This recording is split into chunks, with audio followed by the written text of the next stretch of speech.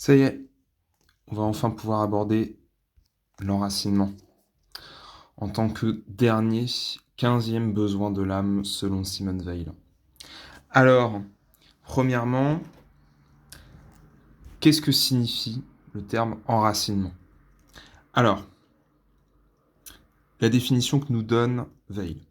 Un être humain a une racine par sa participation réelle, active et naturelle à l'existence d'une collectivité qui conserve vivants certains trésors du passé et certains pressentiments d'avenir.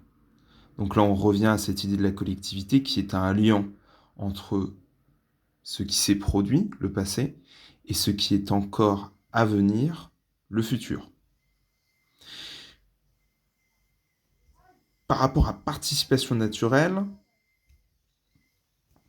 elle explicite un peu ce propos en précisant que cela est amené par le lieu, la naissance, la profession, l'entourage. Chaque être humain a besoin d'avoir de multiples racines. Il a besoin de recevoir la presque totalité de sa vie morale, intellectuelle, spirituelle par l'intermédiaire des milieux dont il fait naturellement partie. Donc ici, par naturel, on entend bien l'idée du lieu habité, investi, la naissance, donc l'endroit où nous sommes nés, mais aussi la famille qui nous est donnée, la profession, donc le lieu de travail, les collègues, l'usine, le champ, etc. Et, dernier élément, l'entourage amical, familial, professionnel, etc. Donc ici, ce sont 4 cadres qui donnent des racines, qui enracinent.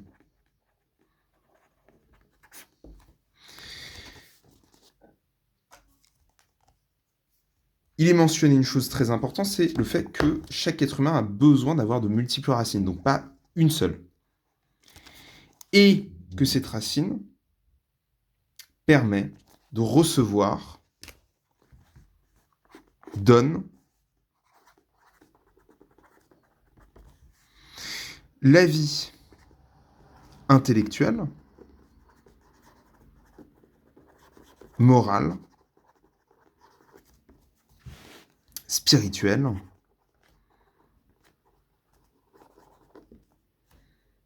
et spirituelle d'ailleurs. C'est le troisième point. Autrement dit, l'environnement, parce que finalement, ces cadres cadres, ce sont des environnements, l'environnement offre à l'individu, à l'homme, sa vie intellectuelle, morale, spirituelle.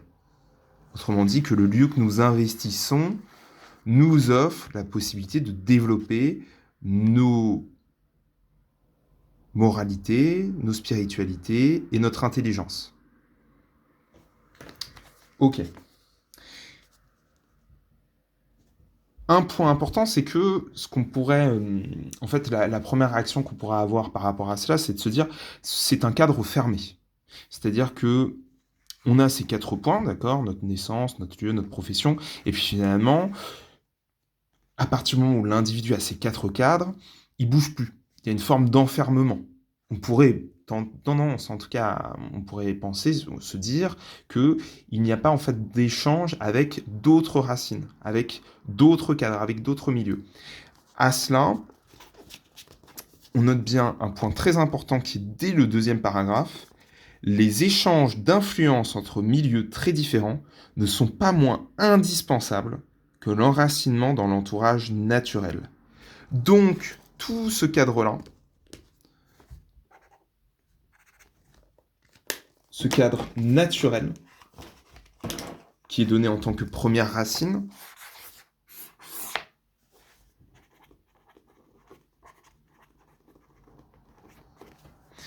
doit être en interaction de manière tout aussi indispensable avec l'autre, l'extérieur,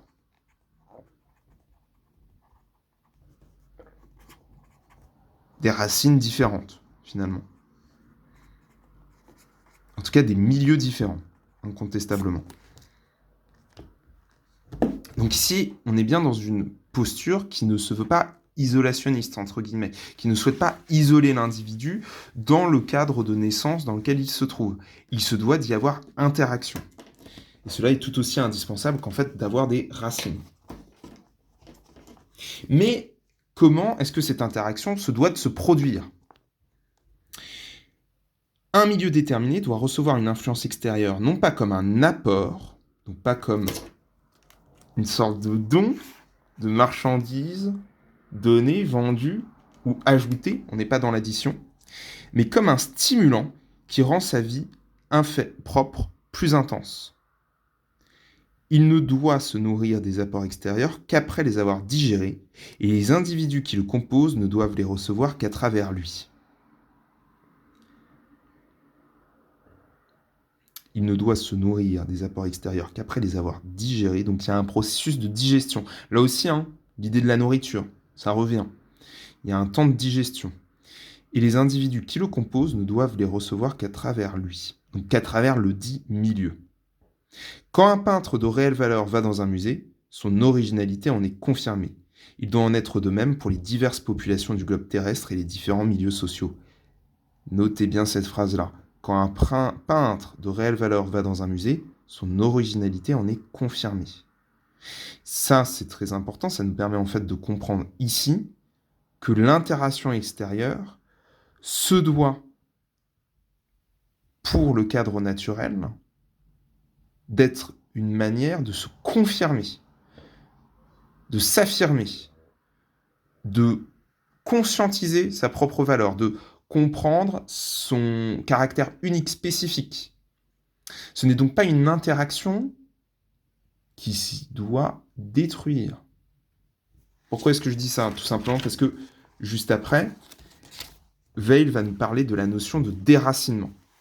Et donc, twist, si on peut appeler ça un twist, tout le reste du texte, à partir de là, va nous parler non plus tant d'enracinement que de déracinement.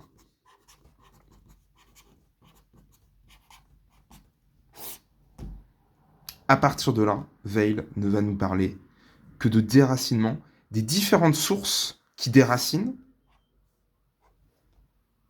et des différents types de déracinement qu'elle observe.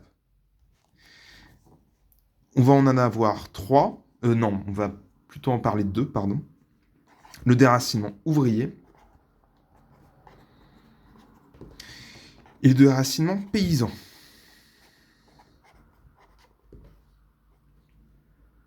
Ça, ce seront les deux premiers types de déracinement qu'elle va présenter, mais elle va aussi présenter donc les conséquences de ce déracinement sur ces deux milieux-là, comment y remédier,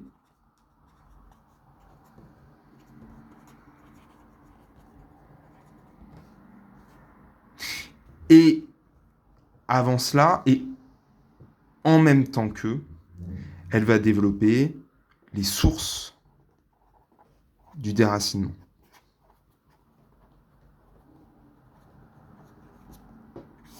Qu'est-ce qui déracine ?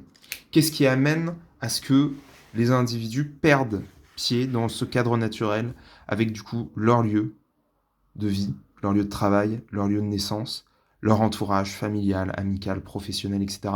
Comment est-ce que toutes ces interactions qui donnent normalement vie à notre intelligence, notre morale, notre spiritualité, comment tout ça est en fait arraché, détruit. Entre autres justement avec une interaction qui n'est pas du coup une bonne interaction qui met en valeur, qui permet l'étincelle, qui nous amène à reconsidérer même nos racines, à les repenser. Vous voyez, une sorte d'entrechoc entre deux silex qui amène le feu. Non. Là, on va voir les autres interactions qui, elles, déracinent, qui, elles, détruisent. Évidemment, la première, sans surprise,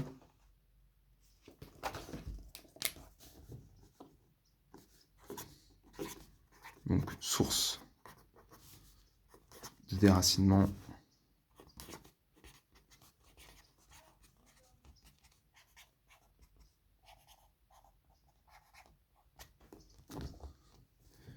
première, c'est la conquête. Bien sûr, la conquête militaire. Alors, qu'est-ce que nous dit Weil là, au sujet de la conquête militaire? Elle nous dit ceci. Il y a déracinement toutes les fois qu'il y a conquête militaire, et en ce sens, la conquête est presque toujours un mal. Le déracinement est au minimum quand les conquérants sont des migrateurs qui s'installent dans le pays conquis, se mélangent à la population et prennent racine eux-mêmes. Ok. Donc le seul cadre, la seule exception,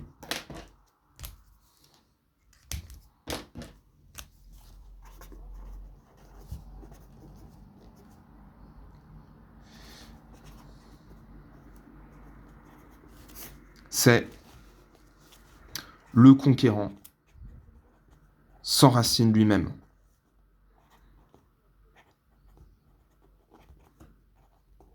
S'enracine chez les conquis.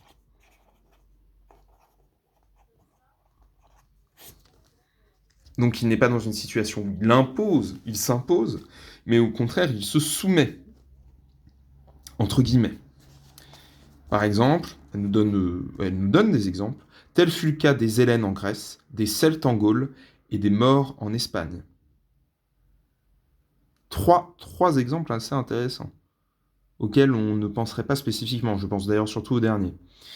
Mais quand le conquérant reste étranger au territoire dont il est devenu possesseur, le déracinement est une maladie presque mortelle pour les populations soumises.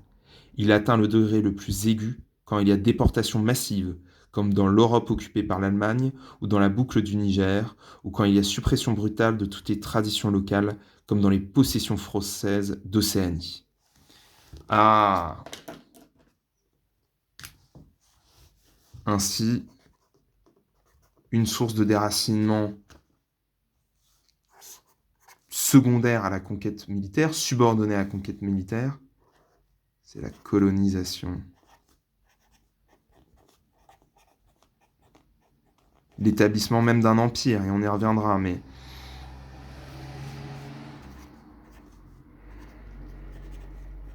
l'étranger qui s'installe, mais sans s'enraciner.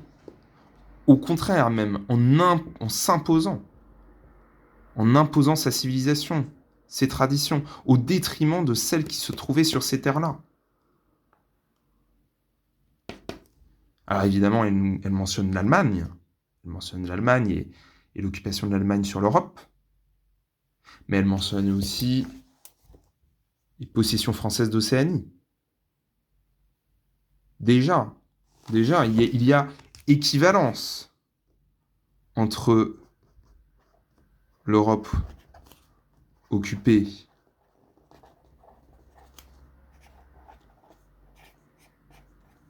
par l'Allemagne et la colonisation française. En fait, ça ira même au-delà, cette équivalence. Ça ira au-delà. Donc ça, première source de déracinement. Mais ça ne s'arrête pas là. Ça ne s'arrête pas là. Même sans conquête militaire, le pouvoir de l'argent et la domination économique peuvent imposer une influence étrangère au point de provoquer la maladie du déracinement. Ah! La deuxième grande source de déracinement, c'est bien évidemment l'argent. Bien sûr. Mais ça, on s'en doutait déjà. Quand on se réfère aux besoins de l'âme, l'argent est déjà vilipendé par Weil. En particulier dans la notion d'égalité. Et dans le fait que l'argent est source d'inégalité mobile, mais d'inégalité tout de même. Ok, l'argent, la domination économique même. On pensera à certaines dominations encore actuelles, aujourd'hui. Ok. Et la troisième source? Enfin, les relations sociales à l'intérieur d'un même pays peuvent être des facteurs très dangereux de déracinement. Dans nos contrées, de nos jours, la conquête mise à part, il y a deux poisons qui propagent cette maladie. L'un est l'argent, L'argent détruit les racines partout où il pénètre, en remplaçant tous les mobiles par le désir de gagner. Il l'emporte sans peine sur les autres mobiles, parce qu'il demande un effort d'attention tellement moins grand. Rien n'est si clair et si simple qu'un chiffre. Ok. Alors, la troisième source, c'est moins clair, elle est moins bien définie. Veil nous parle de relations sociales à l'intérieur d'un même pays. Bon, mais pas de précision outre. Évidemment, elle rementionne l'argent, qui du coup, la domination économique, c'était par rapport évidemment entre pays. Entre pays, donc quand je mentionnais la domination économique, et un exemple encore aujourd'hui, c'est évidemment la domination des États-Unis sur le reste du monde. Mais cela fonctionne aussi dans l'inter-individuel. Pas seulement entre collectivités. Ok. Donc là, on a déjà deux sources de déracinement importantes. Ok, d'accord. Alors, on va s'arrêter... Ouais. On va s'arrêter là. Et dans la sous-partie suivante, on va s'attarder, du coup, au déracinement ouvrier. D'accord ?